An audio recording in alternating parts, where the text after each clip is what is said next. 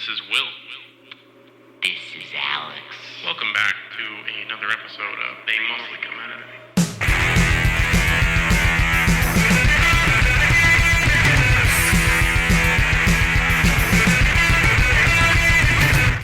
Welcome back, everyone.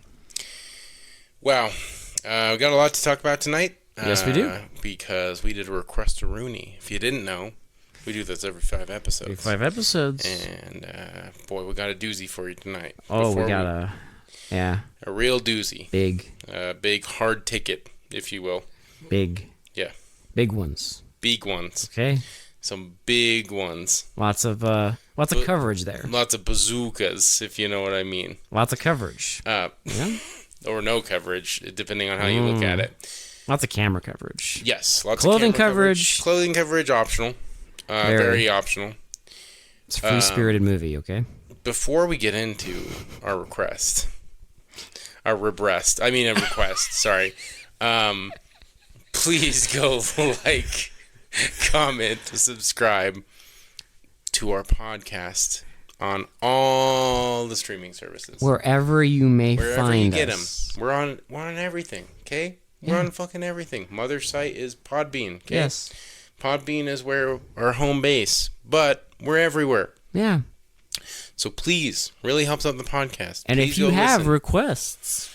Yeah, every 5 episodes, I'm telling you, get them in. We'll watch shit that we watched fun. Go watch that review. That's going to be a lot more serious than this one. Oh. A lot more serious. That movie is a little different than tonight's movie. That's not fair. That is not a fair. Different. That is not a fair comparison. There's no way. Slightly. Anyway, we appreciate all you for listening. Go check out Corpus Earthling. They do our opening and outro. Yes. Good guys. Go check out just a bunch of stuff we recommend. I don't know. Fucking Blackwater Media. I guess we're throwing it out. Just go listen to them. Go listen to us. Really helps out. We appreciate all you who listen. Now let's get into fucking Hard Ticket to Hawaii. Okay. I knew one day. I've heard, and I've seen at least one clip from this movie. This movie, I knew one day would end up here. One of you would request it. It wasn't originally in the rotation because this is profoundly unserious filmmaking. I think it's almost to the level of like Hee Haw. Yes, it is deeply. Where it just goes, it's too ridiculous. Deeply unserious. And they know it's ridiculous. Yes. There are multiple Everyone scenes. making this movie knows how ridiculous this movie is. Yes. So I did not include it in the original rotation, but I knew one day, because of its reputation, one of you degenerates, would request this, and we would watch it and become utterly desensitized to nudity. Absolutely. Like if I mean, we've seen some shit. Like we've seen Howling too. Like I mean, come on. But this makes Howling 2 look like a G-rated film. This would make Howling 2 blush. Yeah. Like even the end credits. Oh, they do the same thing in the end credits of this. It's great. So if you're sensitive to topless women, do not watch this movie. Yeah, if you're because if Amish. If your sensitive eyes can't handle nudity, this is not the movie for you. Yeah, because there is lots of it. 5 minutes in, they don't even waste. They don't. Yeah, like not even 5 minutes in. I think it's like 2 minutes into the movie. They give it to you. Yeah, just topless women everywhere in this movie. Oh my god. Wow. I don't like. Okay. So there's barely a plot. Let's just get this out of the way real quick, okay? So there's 2 women that run a delivery service, right? And they also work for, quote unquote, the agency. Yeah. So we'll get this out of the way real quick because the plot doesn't fucking matter. That's not the point of this movie. It's not. Different plot. Yeah. 2 plots. Two big bouncing plots. Lots of them. Okay. Lots of big bouncing plots all in this movie, okay? That you could tell what the director was going for. Oh, really? Because all it is, literally, is there's these 2 delivery women and they mess up delivering a snake, and they It's not technically their fault, but yeah. no. Well, so two people load a snake that is contaminated with cancer. It was infected by cancer-infested rats. That's the direct quote from the movie. They accidentally get the wrong cargo, and they're delivering to campers. Yeah. And to Molokai. It's all filmed on location in Molokai. It's fucking beautiful. It's our second movie in a row with Hawaii. Yes, second movie in a row with Hawaii. And second movie in a row with a drag queen. Yeah. Set in Hawaii. So they deliver the fucking goddamn campers, and then they're on the island, and they witness like a drug trade going on. I'm not kidding. It's like a little fucking helicopter that comes down and delivers diamonds. Diamonds. And it's supposed to take drugs back to a yacht. With the most... With fucking Mr. Kim or whatever. Chang or something. He is the most... As soon as he popped up on screen, we both started laughing because you see him pop up on screen and you're like, that is a bad guy. Well, he's in the middle of the ocean on a yacht in a full fucking suit. With his bodyguard, who is always framed behind him, cracking his knuckles. Every time. And you're he just talks in like that like 1950s... It's like a British... Mid-Atlantic thing. Yeah. Like, deliver the drugs and the money. Like, just the whole time, you're just like, bad guy. That is a bad guy. That is a bad guy. So they witness the drug trade because they like open the thing and it's diamonds, and then they're in trouble with the drug people, and there's a snake on the loose. That's literally the plot. That's the plot. That is literally what is going on in this movie. It is just drug people going after these two women, even though they barely attack the women for some reason. No. They attack like a random resort owner for like no reason because she saw them with. She's gonna help them. Yeah, but she doesn't, and that goes nowhere. She gets caught. She gets like quote unquote tortured, and by tortured I mean her hands get like raised a little bit. We see her about to get smacked around with nunchucks by a very buff woman. Nothing happens. And then from that. They do a deeply amazing scene transition before you see that happen. Oh my god, this! It's just there's nothing here. So it is. The other thing that kind of I completely forgot about this scene is there's a scene in the very beginning of two guys.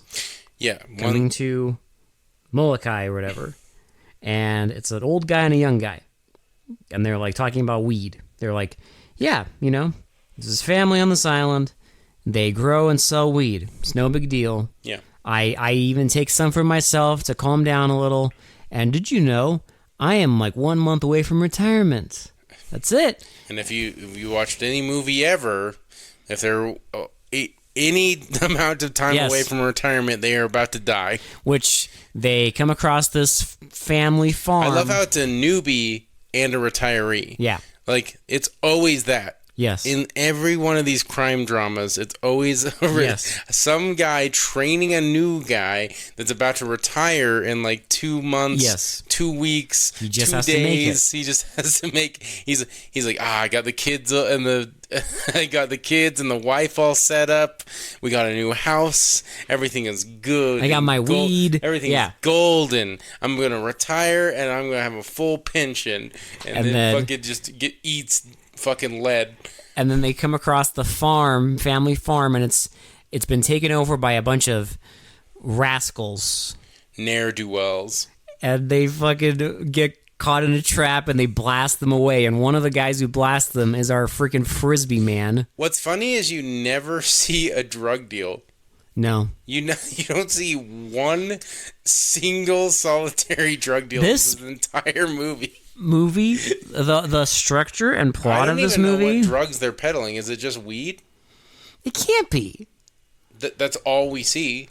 Yeah, but that's like the family farm they're talking about. It's not the new guy. That is literally the only drug we see on screen ever. The only thing we see is the fucking bag of diamonds. They never show what the hell. Well, they show the weed when, like, because they're, like, transporting it, but, like, that's it. God.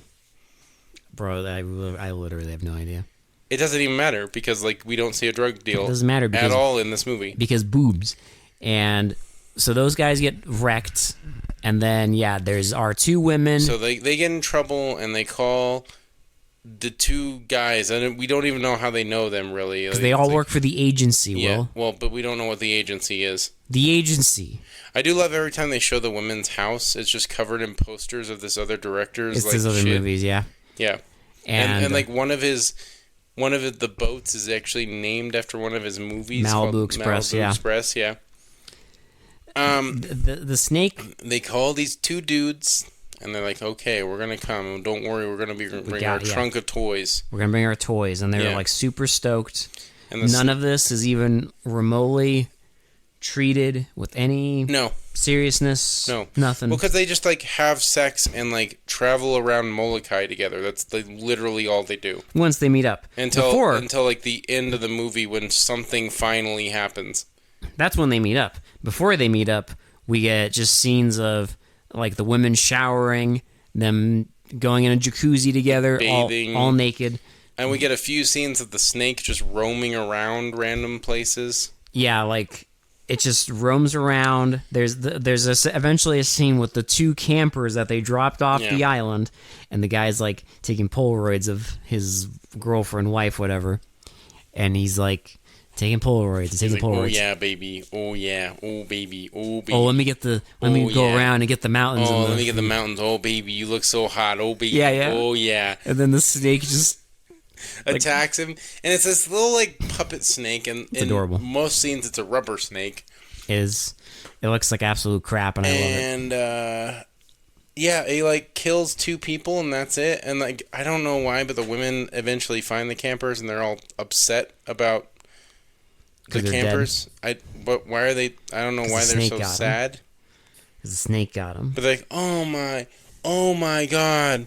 If you ever watched Neil Breen movies, it's like Neil Breen level of acting where she's like, oh my god, I can't believe it. I can't believe the snake got to them. She's all torn up. I can't believe the snake bit them. And then one of the Polaroids develops, and there's like a fucking rubber snake just like in frame on the fucking Polaroid. There's so much. Oh my god, there's so much like superfluous crap. There's like nothing here. It's like, well, there's all this stuff in this, like, well, the restaurant there, lounge, whatever you want to call a resort, and there's a guy who shows up. He's a sports reporter. Yeah. Okay. And the whole time he's in the movie, you're like, Jimmy John Dean, something.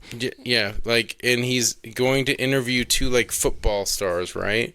And then we finally get to the scene where he interviews two football stars, and they see the N-word on live television, and he's like ruined.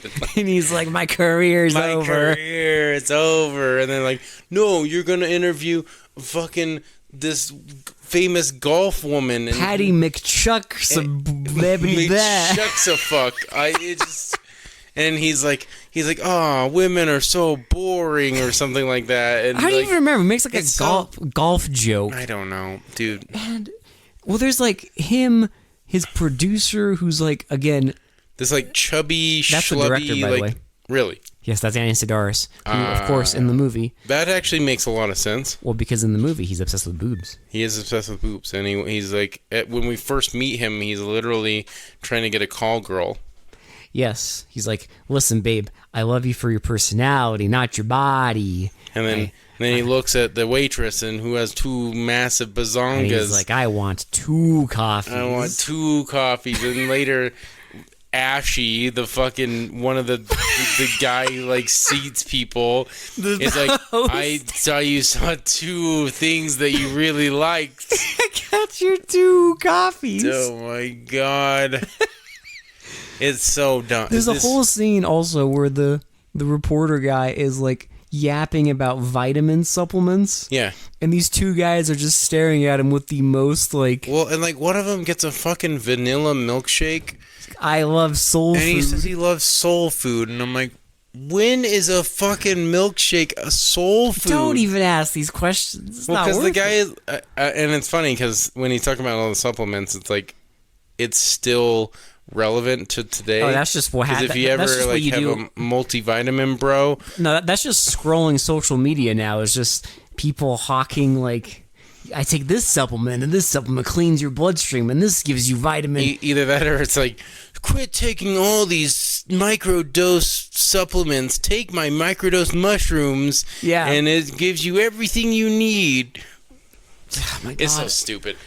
And then, eventually, way later down the line, you find out that one of the girls, she knew this guy before she became an agent. Right. And so there's the required beachside semi-sex scene. Okay. So And then the dude disappears until the very end of the movie. I do love well, I don't know if love is the wrong word. I do kind of get some entertainment out of the fact that he loves boobs so much that when the women are topless, every single frame has a boob in it. Oh yeah. When they're topless. It's just Every time they cut, there has to be a boob in frame. it's very artistic. It's Art. nothing is a mistake in his movies. No, okay? he if there's anything that he puts maximum effort in, it is the boober scenes. It's you have to have a nipple in at least one scene every single. It's true. 10 minutes. And even when they're not naked, they are wearing very short shorts and the most high cut shirts ever. Yeah, and even when the dudes get there to help them out, Yeah. they just run around a beach and have sex and It's great. do nothing until the end of the movie. No, you're forgetting the incredible skateboard bazooka scene, So, okay. which is the biggest So, insanity. I was going to talk about this towards the end of but we'll get to it now. You have to. This is the one scene from this movie I have seen, right? I've seen this scene as well. It is infamous. It is one of the craziest, most insane action scenes I think I have ever seen. And seeing it in the context of the movie makes even less sense. If you can believe that. Yeah, it's pretty impressive. It makes even less sense when you're watching it in the context of the movie. It's pretty impressive. Because it comes out of nowhere. There is no build up to it. There is nothing that happens before it to make you know it's going to happen. The only thing you know is, and I'll mention this, is they keep the two guys who are coming to the island, they keep calling the owner of the resort, who is friendly with the two secret agent women. Yes. Evie. And the whole time, there is a bartender. And she is bugging the phone. She's listening in on their conversations. So she knows, basically. Well, that's how they know where they're going to be, right? And that's how they set up these two guys. But this scene comes out of nowhere. Because they're just... I get that people are coming after them. Yeah. But this scene comes out of absolute left field. Well, they're just driving. And for no reason, you see a skateboarder doing a handstand. He is handstand skateboarding. Down a hill. And they're just like, man, he must be smoking heavy doobies. Man, that's crazy. And then they literally say that. He goes to a truck, and there is a blow-up sex doll in the passenger seat. And the guy's like, let's get him. And he hops in the truck. And he hops on the back of the truck. Well, you think they're going to do a drive-by, right? Yeah. No. Okay. This is hard ticket to Hawaii. We don't do drive-bys. So here's what happens. They drive past them. They drive next to them for 5 seconds, and then there's a shot of them just being like, I think they're gone now. Even though they were literally yeah. But now apparently that truck is way ahead of them, and the guy's like, all right, get him. And then he grabs the blow-up sex doll, a shotgun, and his skateboard, and he starts skateboarding down the hill. He starts skateboarding towards them. And they're like, watch out. And he shoots at them with the shotgun, and he hits one of them. And they, everyone in this movie, there's two people that get shot. There's two people in this movie that get shot, and they're the only ones who get shot and not killed. Yes. And it's just a little baby scratch. So one of them gets hit in the chest, and then they turn around and they smash into the skateboarder. And he flies up in the air, and while he's in the mid-air, one of them grabs his bazooka handheld launcher and blows him up. And blows up the guy. And then you see the sex doll. For no reason, he takes aim at the sex doll and blows it up. And then the guy Was that a metaphor for how the director hates fake sex idols? maybe. I It's think like, I need the real thing. you might be thinking too much into this. Like, fuck those blow up sex dolls. I need the real thing. That's He's why like, there's "Look, so many boobers in My movie's got so many real women. Why would you need this? You don't need this fake shit. Yeah, keep it real. And they make a joke that our guy, he's such a shit aim that's why he needs a bazooka. He's a terrible aim in the entire movie. Yes. And he made himself a custom rocket launcher gun so he never misses. Which, I mean, you gotta do what you gotta do. I guess. That is wild. But that's a running thing. The other running thing is there is probably about 30 James Bond references in the dialogue in this movie. I got a drinking game for you if you want to just never remember anything. If you want to just destroy your brain, just take a shot every time they mention James Bond. Every time there's a James Bond reference, openly, in the dialogue, You will get absolutely hammered. Yeah. Like, you will, like, have alcohol poisoning. It's absurd. And, oh my god, that scene happens. I know we're not doing it, like, chronologically, but, like, it's such a hard movie to, like, follow. Well, there's Because there's no, like, structural plot. you know what else I love? So the bartender that's been listening in on them, right? Yeah. I'm like, we're watching this movie, and I'm looking at him. I'm looking at the bartender, and I'm like, is this gonna be another drag thing? Well, and, you know, Fists of Steel, we had it at the end, right? Like, Fists of it was Steel- a big, like, bamboozle Rooney. It was, like, a huge thing that happened at the end. Fists of Steel, like I made this comment. Fists of Steel is like the Agatha Christie, Alfred Hitchcock comparison. Kurosawa. Because Fists of Steel played the long game. They set that up and they ran with it, right? And then at the near the end, they dropped it. This movie just here you go. But because he immediately takes off the wig. And, I do love the gets into setup a for that van. scene because it was very baffling. Because you see one woman, you see the owner of the restaurant. Yes. She goes into a back room, disrobes, so you get boobers. And then there is a random shot of a woman getting into a pool. And then that intercuts with the restaurant owner being naked and putting on clothes with this woman just swimming in a pool. And you're like, who is this? Why is this happening? I don't know. Spoiler alert, the woman in the pool has no... You don't know who she is. What? She has no effect on the plot whatsoever. You see her once and never again. you see our bartender walk into like a dressing room, and the woman from the pool is now completely naked, and she's talking to the bartender like, you gotta keep fit. You gotta keep these things perky.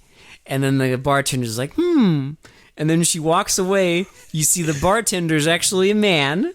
Immediately. And just disrobes and, you know. It's almost as jarring as that scene where it like goes from them talking at the restaurant to just some random like buff woman doing like nunchuck. Yeah. Like, I mean, at least it explains that one, but like it's just the jump cuts to certain things are wild in this movie. Is as they're all like, they met up, the two women met up and the two guys, and they're getting ready, and the two of them wander off, and you know where they wandered off to. They wandered off to fuck, and they're about to torture the restaurant owner.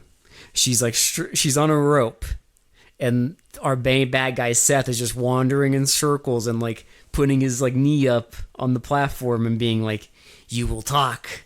We will make you talk." Again, why are they torturing this poor woman when it's the other two women that have the diamonds? They keep asking you, where are the diamonds? She's like, I don't know. And they're like, well, get it out of you. And they're like, bring out Judy or whatever. She'll make you talk. Judy, yeah. And you've seen this woman before, because when they try and like attack the two other women, yeah, she was in like a like a fishnet stocking mask. And you also saw her. They like break in and try and get the diamonds from them initially. And you also saw her do the half-naked nunchuck dance earlier. with no context. No context, nothing.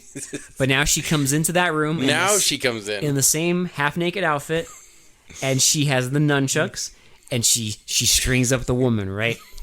And you're like, okay, this is someone's fetish, right? This is fucking insane. This jump cut is fucking nuts. And then as she smacks the woman with the nunchuck, it jump cuts to our dude moaning in pleasure as a woman is doing. Well, I don't even know what she's doing. She's just like kneeling in front of him.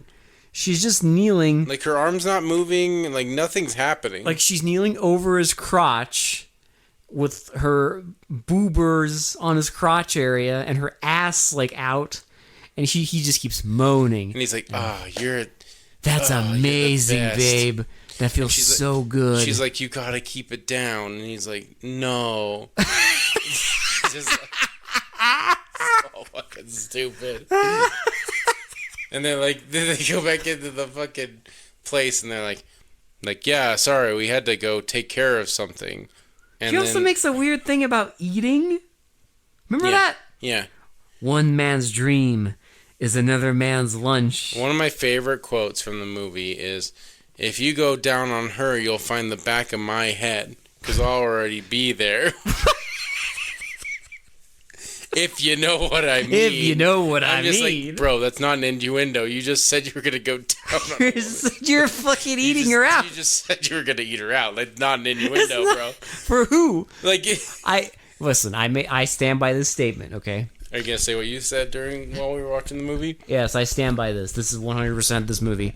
I made a statement halfway through that if you are 12 years old and stupid, this movie goes hard. This movie will blow your fucking mind. Like, I don't think you will have seen, like, if this is, like, starting out, like, you're just watching action movies and this is, like, your introduction. Yes. Like, oh, man. Not even that. If you are, again, 12 years old, stupid and horny. Yeah. This goes hard. This goes really hard because there's like people blowing up. There's boobs. There's stupid like one-liners. Just idiotic. There's just like so much stupid shit in this fucking movie. There's like remote control helicopters. God. There's fucking espionage, sort of, not really, but sort like baby's first espionage. There's a skateboarding scene. One man's dream is another man's lunch. Yeah. There's a lot of like really deeply stupid one-liners. How about this? How about the frisbee man and woman? I still don't get what the fuck the point of this thing is. I don't either, because he's not guarding anything. The guy in the beginning who blasts a hole through our fucking I'm just a week away from retirement. I love how he has the most mirrored fucking sunglasses on the planet, and to avoid when they're doing close-ups of his face, to avoid him showing off the fucking camera and crew, he has to look up, so it looks really stupid because you just see him like shin up at the screen, just like ha ha ha ha ha, when he's talking to somebody who's in front of him. Yeah, but he has a habit of every day he plays with a frisbee and a woman in bikini. He has a little meet cute with a woman in a bikini, and they play frisbee together because she has like a golden retriever. While he has a Uzi strapped to his side. And then he sets it down to play frisbee. So they know this because they record a video of him, and so they show it to their agent. Even though they're not really hiding, they're hiding in like a little, like behind a little tiny bush that you could clearly see them. Not even. They're not even hiding. They show him the footage, and he's like, "I got it." So he has a frisbee with razor blades. Like, who is this man? I don't know. He's not guarding anything. He works with the drug people. Yeah, but he's not guarding anything. He likes to play frisbee. He's just literally just hanging out on the beach and playing frisbee with like some bikini-clad woman. Yeah. I don't know. And so they make a frisbee that's just a bunch of razor blades. So he goes there, and he goes and runs with the woman on the beach. He's like, "Can we run together?" And she's like, "Sure." And they play with the frisbee, And then as he's about to pull out the dangerous frisbee, He throws her frisbee and he's like, "Hey, you need to get out of here." And he shows her the gun. and she walks away. And as she's walking away, he just like, "Hey, Hey, no, he says her name, like, "Hey, Stacy" or whatever. you got a great ass." And she's like, "You do too, Pilgrim." I mean, Sure. okay. Wholesome. Okay. Okay. You're in Hawaii, not in the fucking western desert, but okay. Wholesome. Whatever. Okay. And so as she walks away, he throws the laced frisbee at the guy, No, he throws the first frisbee, the normal one. and then the guy's like, blah blah blah, like his mirrored You're an sunglasses. amateur. He has to fucking like look down or up. You're an amateur. And he's like, and then he takes out the laced one and he throws it at him. And in slow mo, the guy lifts his hands up to catch it, and it decapitates his fingers and smashes him in the throat and kills him. Again, he just dies and then just moves on to the nothing happens. There's not like the drug lord getting mad that their guard is dead or No. like there's no significance to him dying. I also love the scene when they all attack the drug lord compound, Yes. and one of the women is flying around in a little doohickey, and I'll tell you what I love after we explain this scene. She's flying around in the doohickey, and Yeah. everyone else is driving in there on a jeep. She throws one grenade. It lands and blows up nothing. Blows up some grass. She throws another grenade, blows up some more grass. And what's funny is the explosions are pretty close to our quote-unquote heroes. So the whole time you're just like, what is the point of the grenades? You're like, is she going to like throw it on something that actually matters? No. No, she just lands the plane and joins them. They kill the guys in there. They kill the drag queen guy. They kill the fucking henchman. Like there's a martial. Oh, sorry, I struggle to call it a martial arts scene. There's a little fight scene they have, and They rescue the resort owner. they rescue the resort owner, and they're like everything's hunky dory. And they blow up the helicopter. Yep, they blow up the helicopter with the like two other henchmen in it. And so they're all driving and like They're like- celebrating. Well, they're in the van. They had to take the van because the fucking Jeep isn't working. They blew 'Cause out the tires. They blew up the tires and they blew up the engine. And so they're driving. This is my I don't know why this scene is so stupid and so like just brain dead. Like I legitimately think this is the director forgetting the plot of his own movie because there was no plot. Because legitimately they're driving away and celebrating, and you're thinking to yourself like, what about like there was like a big crime lord? They didn't kill the guy that they. Well, they didn't kill Seth. They didn't kill the Chang, and the snake's still. Well, there. and you're just thinking to yourself, you're like, like.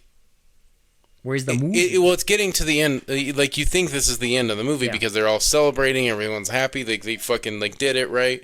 They took down like a huge drug operation, and everything is good. And you're just thinking to yourself, you're like, are they fucking forgetting like all the fucking plot points they just, and so much so that the fucking characters forgot. One of them is like, and they're like, oh, but what about Seth? And then they like look around. They're like, oh shit! And the van stops. The plot point is the characters forgot about the main bad guy. So they stop the van, and out of nowhere, a motorcycle busts through. Also, I do not understand this continuity. I do not understand this timeline. I really don't. What is that to understand? Well, okay, so he drives away on his motorcycle, right? Yes. And because remember, one of the women went home. But in what? She was in the van. She walked. No, because she didn't go with them in the van. But in what? They didn't have a vehicle.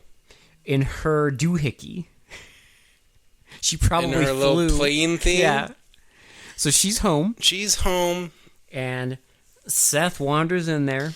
This scene is so fucking stupid.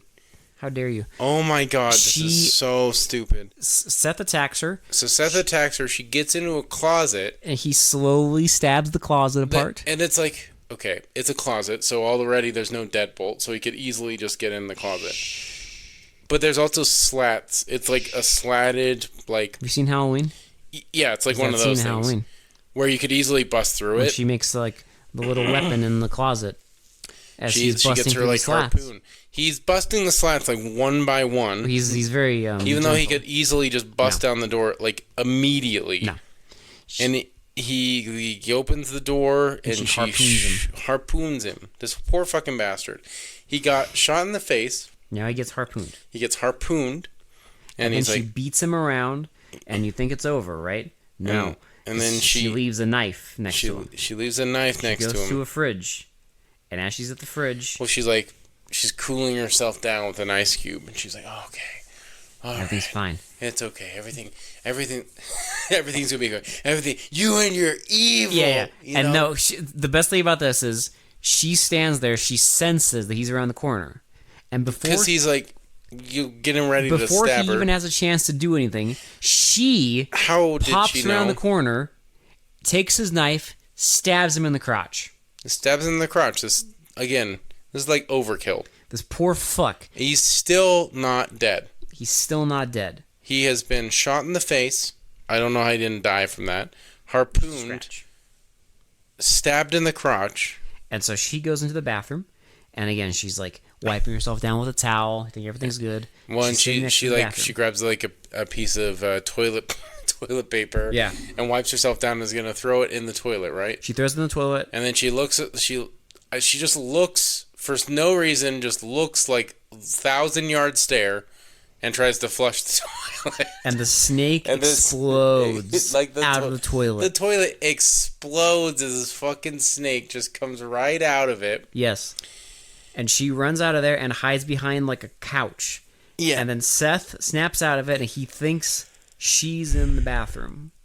So he stumbles over to the Goes to the bathroom. bathroom. The fucking snake He opens the door. attacks him. Snake bites him on the face. bites and him he on dies. the face, and he dies finally. So she gets Or out. fucking like Rasputin. Yes. They can get fucking like just everything happens to this man, and he doesn't die until Yes. a snake bites him.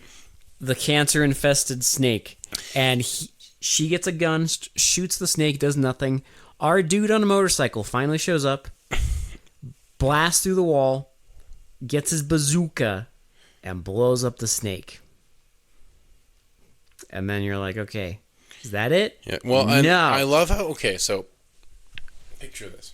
Oh, what? You have, Hmm? you have a, What are you gonna say? you have a little room, right? What are you gonna... You're gonna take out a big ass bazooka. That's not even the first scene that did that. I know, but like in the other scenes, at least the explosion was huge, right?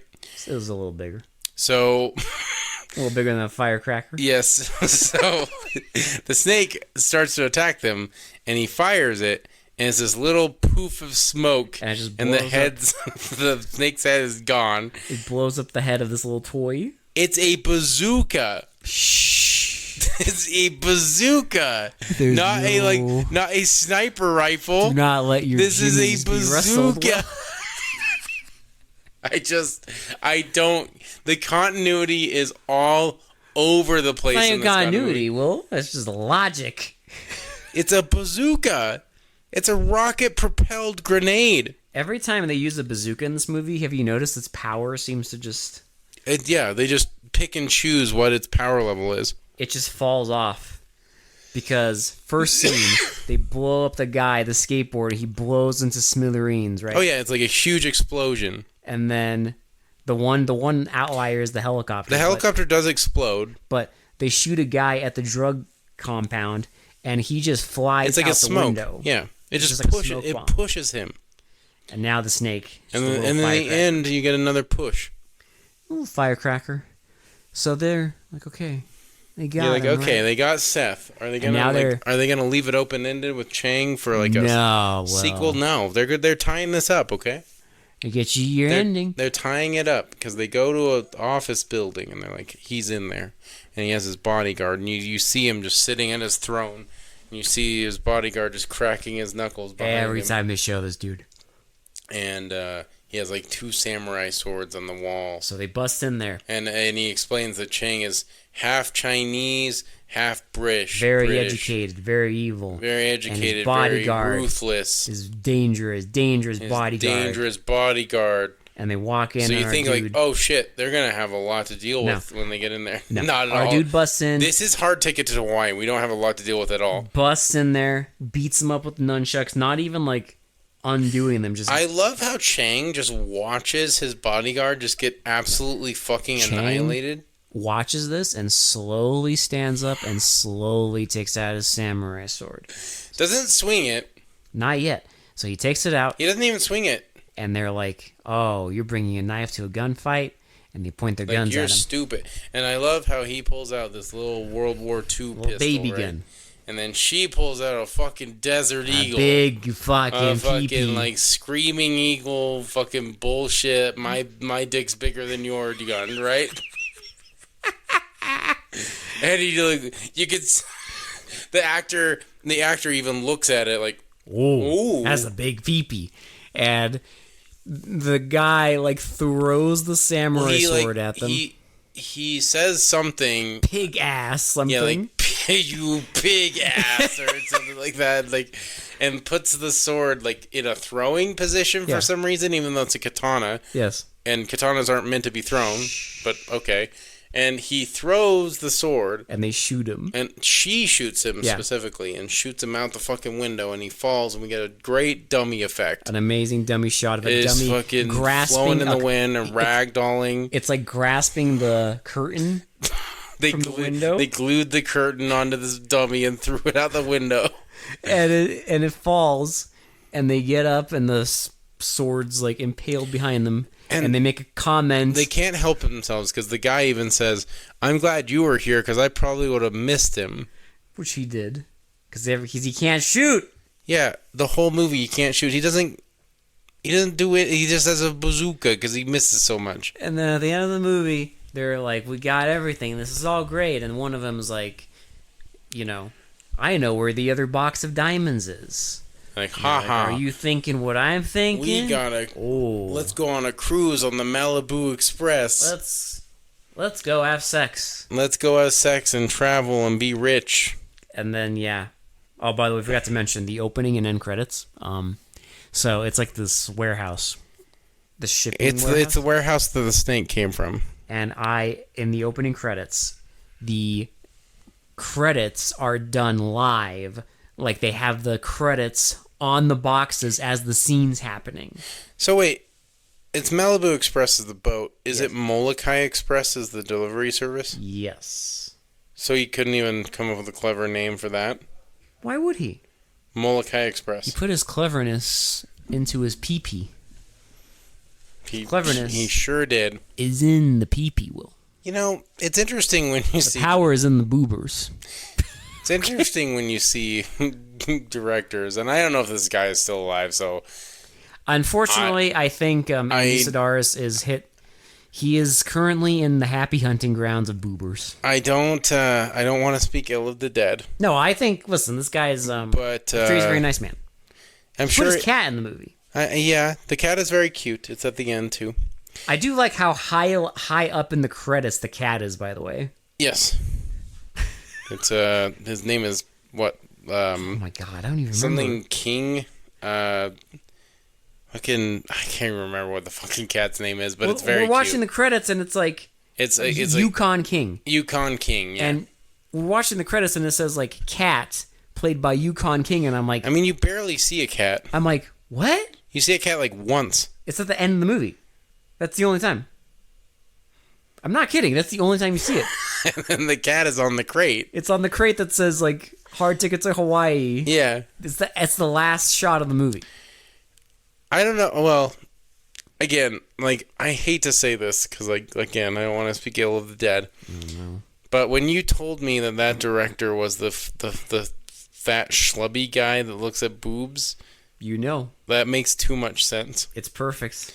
Because he looks pretty schlubby and pretty. I would not listen. This movie, I would not expect anything different. No. This movie is just like, it's like fast food. It's like, Oh man. it's like, you watch Fist of Steel and you're like, okay, at least they were trying in Fist of Steel, right? Mm-hmm. It was stupid and it's dumb and the dialogue sucks, but like at least they were trying, right? At least it was funny. like Because, there- Fist of Steel there was was some level of competence where they were legitimately trying to make an entertaining movie. trying to make a movie. Yeah, and then you get fucking Hard Ticket to Hawaii, where they just threw all that out the window. They're like, we don't really care. We just want to shoot the rodeo in fucking Molokai We are boobs. and boobs. We want lots of boobs. Who cares what the plot is? This is made for a very certain kind of person. That that would like really enjoy this movie. I'm not saying it's not entertaining No, this is very... because I had fun watching it. I just don't know if I'd ever watch it again. Probably not. I don't think it's one where I'm gonna like keep going back to it because it's so stupid. It's entertaining. If we're talking movies with lots of attractive women in various positions, Will, it's no Killer Workout. No, it's no Howling 2. Howling 2 is... Howling 2 is boy. deeply special. Howling 2 is a masterpiece. This is... Listen. Hard Ticket to Hawaii doesn't have Christopher Lee in swag glasses. in swag glasses at a nightclub. Okay, it just. I'm sorry, it just does not. This movie, I will say, I totally understand why this is like considered a cult classic. I get it too. I understand because it is so stupid that it's very entertaining, And it's just not something I would want to watch all the time. for me, it's almost like it's a little too loose, if that makes sense. Yeah. Well, I think it's I don't know.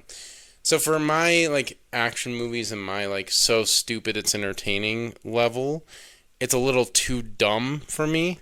Well, that's what I mean by it's Where a little too loose. It's a little too like unearnest. The plot is very non-existent, and it is deeply unserious. Like there's multiple scenes in this where, and I mean, again, I can see for someone else that might be the big appeal. Yeah. But there's multiple scenes in this where I swear to God, the actors are trying not to like burst out laughing. Yeah, I'm sure it was a blast to film Because this the movie. dialogue and what's happening on screen is just so I'm sure stupid. everyone on this cast was having the time of their Oh, fucking yeah. lives while filming this movie. With Daddy Sedaris. Yeah. You know? Like, and I understand, like, it's made for a certain kind of person. I just don't think I'm that person. I more enjoy the bad action movies where they're legitimately trying to be a good action movie and Yeah. failing horribly. That is more funny and, Yeah. like, more, like, earnest to me than something like this where they're kind of playing it like a joke. Which is why Because they know, I think it's like, because they know it's a bad movie and they're just playing that up. Yeah. They're hamming the fact that this is a bad movie up. And I Yeah. think that's where it kind of loses it for me. Because they lean into it. Yes. And I like it when they lean into the more like, oh, we're going to try and make a good action movie, why- but it's fucking awful. Which is why in the canon of Hawaii set action films with drag queen representation, Fist of Steel wins. Fist of Steel is the better movie. Yes. Now, they're both entertaining. I do think you should watch this movie if you have not. Yeah, I think it's worth a watch, and I think if you're into like cult movies, you actually might like it. Like if you're into just ridiculous, stupid, like funny action movies, I think it's worth a watch. I really do. Yes. Like I really do think you should watch it. You might like it a lot more than we did. And don't get me wrong, I did enjoy it. I was very entertained. I just don't think it's something I'd watch all the time. yeah. It's no Fist of Steel. It's no Fist of Steel, because Fist of Steel was more memorable to me just because of how it was trying really hard but failing every single chance it got. Like, it just could not keep it together, and I think that's, for me, for some reason, that is deeply more hilarious when they're trying so hard to make, like, a badass action movie. Plus, that one, like I said, Alfred Hitchcock, Agatha Christie level of just plot twists Yeah. of like Well, because robots and drag queens and again, because they were taking it a little more seriously than this movie. yeah, And that's why the twists work better. yeah. In this movie, it's just all played for a joke, It's basically. just laughs. Yeah, It's just like all played for laughs. And I think that's not something I'm like super into all the time. Yeah. And that's just me. I mean, you can think whatever you want. Like, I know there's people that fucking love this movie. I liked this movie. I didn't love it. Yeah. So, let's just get to shitty to pretty. It's not a 10 out of 10 for me. No. Like, if I was more into these, like, hee-haw, like, you know, like, stupid bullshit action movies...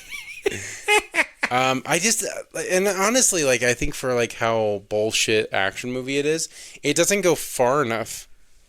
Yeah, it's almost it doesn't, like, jump the shark enough to, like, be ridiculous, like Sharknado, for instance, or something like that, where it's, like, it knows it's stupid, it knows it's fucking trying to, like, do some stupid shit. The most entertaining thing, though, the most entertaining kind of movies like this, for me, are the ones that aren't trying that. They just do. Right, but I mean, if you're going to make that kind of movie, like, go all out, like, go, like, balls out, like just do it. That's why they have the blow-up doll scene and why a snake explodes the toilet. Well, like, but if that's, like, your two most, like, exciting things that happen... The other problem, Will, is that we have watched over 300 of these movies. I know. So... Well, my threshold for, like, being surprised by anything is so low that, like, the skateboarding scene did, like, make me laugh really hard. But I've seen it before, so, like, I also kind of had it ruined for me.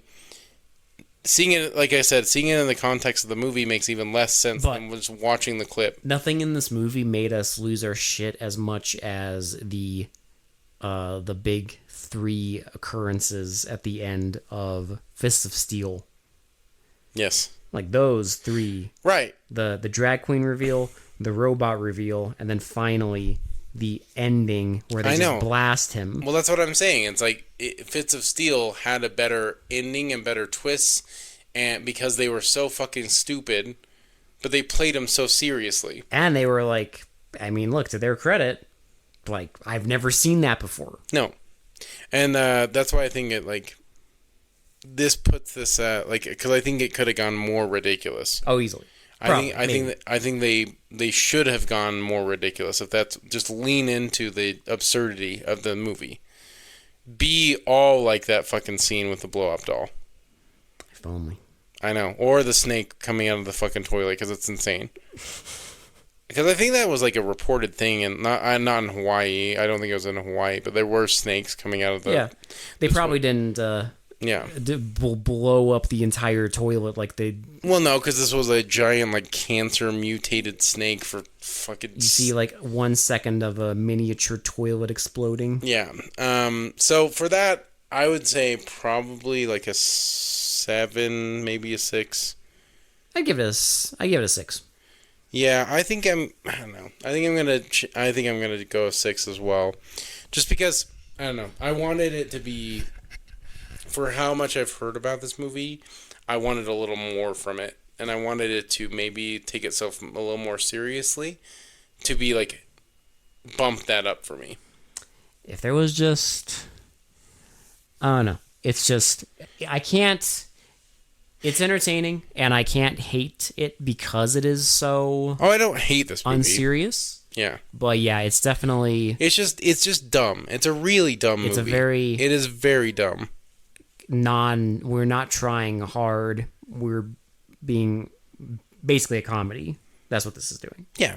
And I mean, I think it, for the most part, succeeds at that. I think you'll be entertained, and it does make you laugh quite a bit. So yes, I mean, you know, your laughter might come more from just being utterly baffled at how god-awful some of the one-liners are. Most of it, yeah. Yeah. Most of that is that, so.